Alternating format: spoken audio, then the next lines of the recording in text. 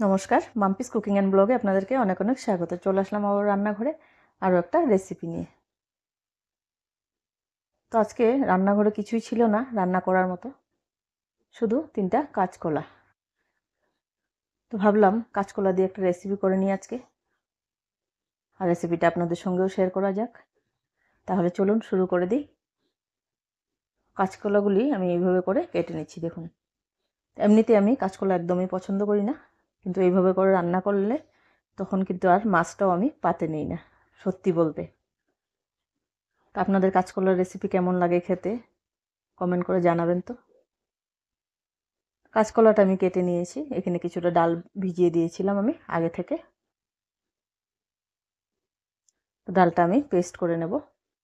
একদম simple easy একটা recipe নিয়ে চলে আসলাম আজকে। সামান্য একটু জল দিয়ে ডালটা পেস্ট বানিয়ে নেব। এখানে বাটির মধ্যে কিছুটা জল নিয়ে নিলাম, দিয়ে দিলাম সামান্য একটু হলুদ গুঁড়ো। এখন কাঁচকলাগুলি আমি এই হলুদ জলে ভিজিয়ে রাখবো কিছু সময়, তাতে করে কাঁচকলার যে কালো কালো কষটা আছে চলে যাবে। তো ডালটা আমি পেস্ট করে নিয়েছি।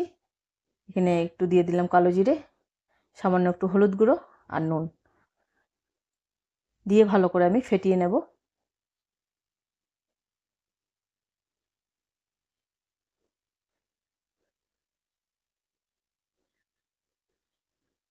তো কড়াই বসিয়ে দিলাম আমি এখানে। কড়াই বসিয়ে এখানে আমি দিয়ে দিলাম গোটা জিরে আর 2টা শুকনো লঙ্কা। আপনারা চাইলে গোটা ধনে থাকলে ধনেও দিতে পারেন। আমি শুধু জিরেটা দিয়েছি। জিরেটা আর শুকনো লঙ্কাটা আমি ড্রাই রোস্ট করে নিচ্ছি, লাল লাল করে ভেজে নিচ্ছি খোলা কড়াইয়ের মধ্যে। ভেজে উঠিয়ে নিলাম। এখন তেল দিয়ে বড়াগুলি বানিয়ে নিচ্ছি। তো একদমই ঝটপট একটা রেসিপি নিয়ে চলে আসলাম আজকে। এখানে বড়াগুলি আমি লাল লাল করে ভেজে উঠাবো।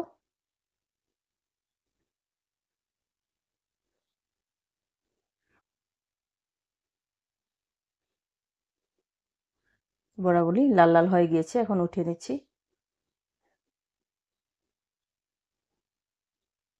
এই তেলের মধ্যে আমি কেটে রাখা 2টা আলু আর কাঁচকলাগুলি ভেজে নেব, একটু লাল লাল করে ভাজবো।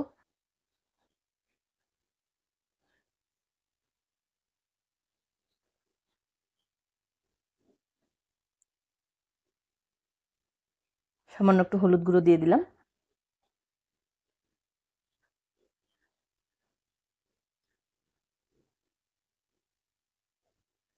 দেখুন লাল লাল হয়ে গিয়েছে ভাজিটা, উঠিয়ে নিয়েছি। এখন কড়াইয়ের মধ্যে আবার আমি তেল দিয়ে দিলাম।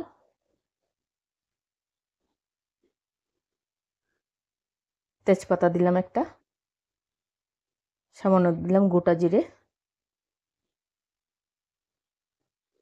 এখন আমি জিরাটা যে ভেজে রেখেছিলাম, জিরার সঙ্গে জিরা শুকনো লঙ্কা খোলা কড়াই ভেজেছিলাম, ওইটার সঙ্গে আমি আদা আর কাঁচা লঙ্কা দিয়ে পেস্ট বানিয়ে নিয়েছিলাম, এই মশলাটাও দিয়ে দিলাম।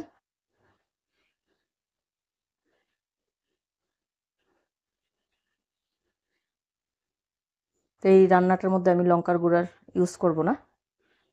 কাঁচা লঙ্কা দিয়েছি আর 2টা শুকনো লঙ্কা দিয়েছিলাম, হলুদ গুঁড়ো দিয়েছি আর এখানে ধনে গুঁড়ো দিলাম, স্বাদ মতো নুন দিয়ে দিলাম। তো জিরাটা প্রথমে আমি ভেজে নিয়েছিলাম, আদার সঙ্গে পেস্ট করে নিয়েছি, তাই আমি জিরা গুঁড়োটা দিলাম না, শুধু ধনে গুঁড়ো দিয়েছি। সামান্য একটু জল দিয়ে মশলাটা ভালো করে কষিয়ে নেব।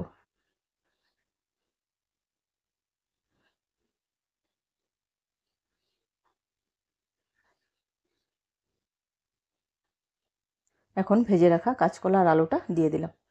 মশলার সঙ্গে ভালো মতো আমি এটাকে 5 মিনিটের মতো রান্না করে নেব। উপর থেকে সামান্য একটু জল দিয়ে দেব।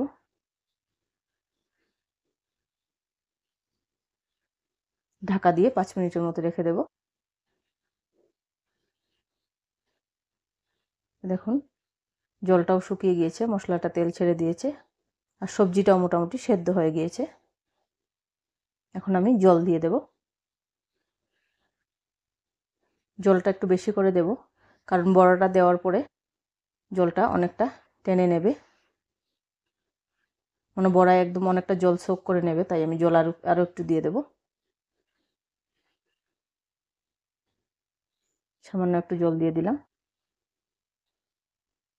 এখন ভালো করে ফুটতে দেব। এখন ঝোলটা ফুটে এসছে, এখন আমি বড়াগুলি দিয়ে দিচ্ছি।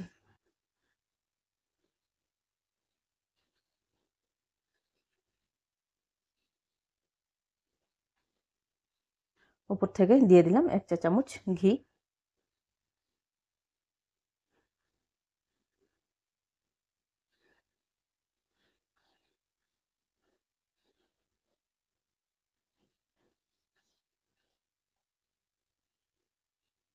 ভিডিওটি দেখে কেমন লাগলো আপনাদের কমেন্ট করে নিশ্চয়ই জানাবেন।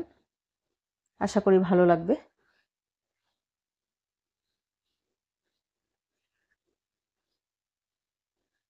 আর ভিডিওটি দেখে যদি ভালো লেগে থাকে তাহলে একটা লাইক করে দেবেন।